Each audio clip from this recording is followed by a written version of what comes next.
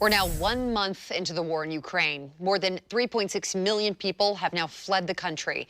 A college student from Portland saw the crisis firsthand as he spent more than a week there helping refugees on the Polish border.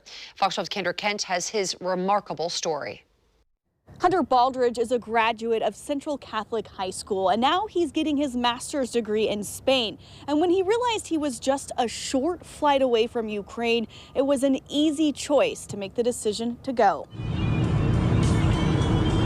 They are two friends on a road trip during a break from college, but this is no vacation. We saw there was the invasion of Ukraine, and we just kind of started talking to each other and said, you know, we could do something. Hunter Baldridge is a 23-year-old graduate student from Portland who is currently completing a master's degree in international relations in Madrid, Spain. When the war broke out, Baldridge jumped on a flight to Poland, touching down in the city of Krakow near the Ukrainian border. From there, Baldridge and his friend spent hours in a rental car, clocking more than 3,500 miles back and forth to the border.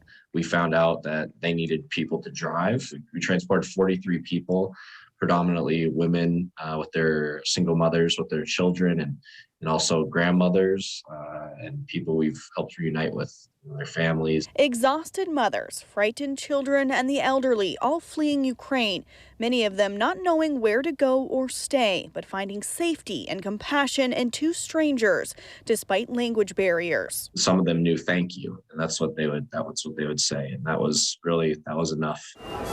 He and his friend took refugees to train stations, airports, and buses. They also set up some families in hotels and housing from donations collected from family and friends back home. It's chaotic, and each family is different, but what we tried to do is just kind of help each one individually and take them where they needed to go. What was most surprising for Baldridge was just how much he and others were desperately needed. Volunteers like himself from all over the world compelled to help. At the border, you think there would be a lot of aid groups. You think there would be the UN, the Red Cross, and they're not there in sizable numbers. For more than a week, it was life on the road, back and forth, long days and nights to lend a hand and spread some hope. It was definitely worth it.